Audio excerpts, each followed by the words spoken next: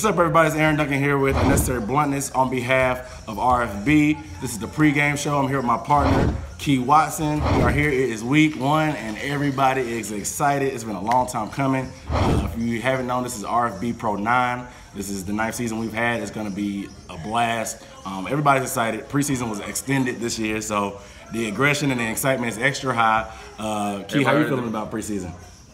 Preseason was cool, man. Everybody was ready to play for one, and then on top of that, we gave it an extra preseason game, so it's like the patience was even thinner. But preseason was fun, and it was a good chance for a lot of teams to get a lot of looks against 2 different teams actually instead of 1. So it was cool.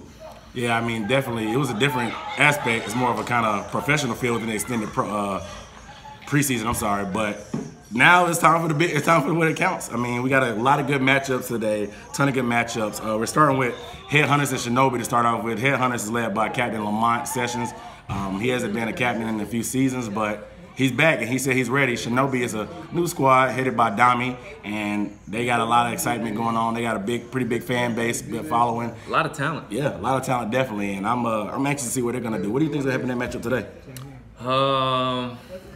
With the talent pool, like I said, that Shinobi has, I kind of expect Shinobi to kind of squeak it out.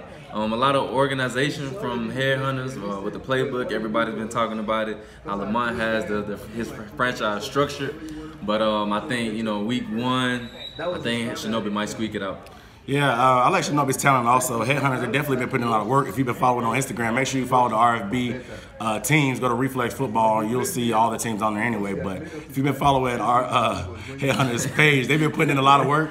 I'm not too sure about their quarterback play, but we'll see what happens. But I think Shinobi wins. It won't be too close, but we'll see what happens. But moving on, next matchup, Venoms versus Savages. Venoms, one of the original teams in RFB, one of the few left in the league, but they're headed by a new group now. It's Jalen Hughes. He's back up at Randrell. He's kind of stepped away from RFB, but he's still kind of been paying attention and everything. But however, Jalen has brought a whole new crop of talent. A lot of guys he went to school with in high school. A lot of guys with some D1 talent. And of course, Savages, they're back. Mario Wallace, one of the most talented guys in the league. However, he's kind of struggled with leading his team.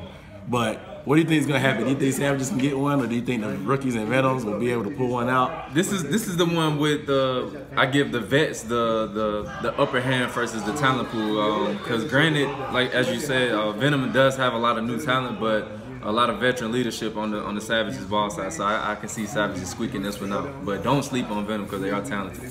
And that's a good point about veteran presence. I mean, it's really underestimated how much it actually matters in this. Yes, it's flag football, but continuity and being familiar with the rules is a ridiculous advantage, because sometimes rookies just don't transition well in their first year. So we'll see.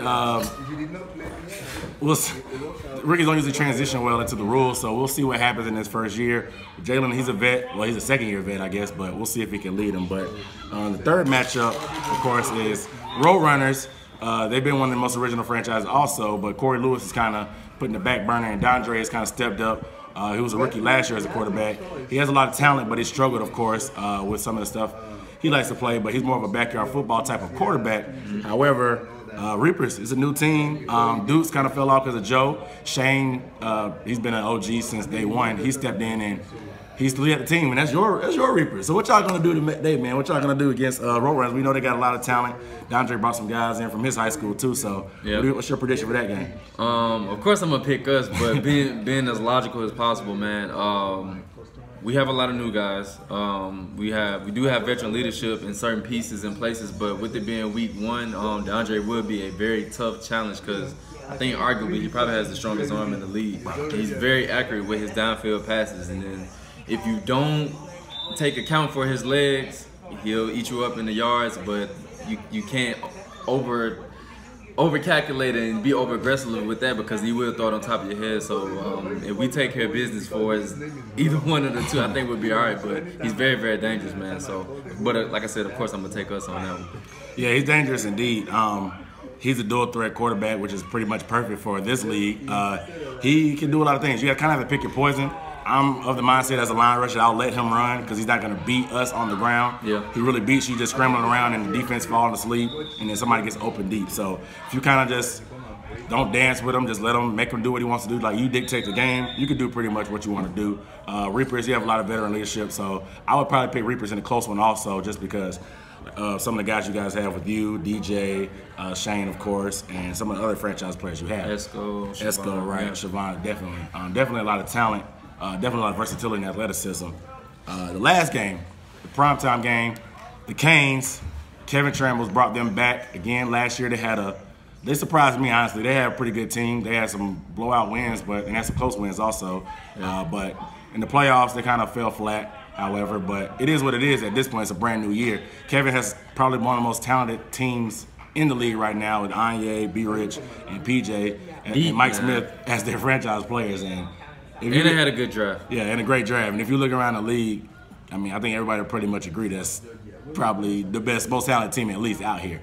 However, there's a reason why we play these games, and they're going against my team, the Goons, who probably has, when it comes about veteran leadership and continuity, you could probably write a book on that with Goons. I'm a new addition to the team, so I'm just gonna try to fill in as Mike Kelly left. I'll be stepping into his position, bring a little bit more versatility on offense. But what do you think that game is gonna be? That's probably the best game. Might be, everybody wants to say maybe a premiere preview, so we'll see. But what do you think is gonna happen in that game? It's a late one, so what you think? This is the hype game, and as you guys get accustomed to the league, we try to give all our best matchups preseason wise for week 1, you know, to hype it up, to see. So out the gate, it let teams know where they're at for its competition wise. Canes is stacked. I will say that, but I will say I think this will be the best Goons team that we've ever seen. Wow. Now the thing about that is Mark is known for having a slow start at the beginning of the season, so I can see Canes edging it out just off veteran leadership and talent alone. See if these guys can mesh, especially with PJ, Anye, and B. Rich playing on Legion last season and bringing their continuity that they had at Legion over to Canes. But I do expect Goons to make big plays. Just like I said, historically, Mark has had a slow start in the beginning of the season, and he kind of picks up in rhythm eventually later on, and then that's when the Goons are pretty much unstoppable. So I got Canes squeaking this one out for week 1, but stay woke on the Goons going forward. Yeah, that's a good point. We've seen Mark for, I guess, it's season 3 by now, and like you said, he gets up for these matchups, but sometimes at the beginning of the season, he might not play as well. But when it counts, the Goons kind of pull it out just because, like you said, the vets and the continuity and just them playing together. So we'll see what happens. Canes, they have a lot of talent. I'm excited for the matchup, but it is what it is. So we gave our predictions. You guys stay tuned for what's going to happen today. We got a great week. We're back with Pro 9. I'm signing off for Aaron Duncan. It's your boy Key, man. We're out.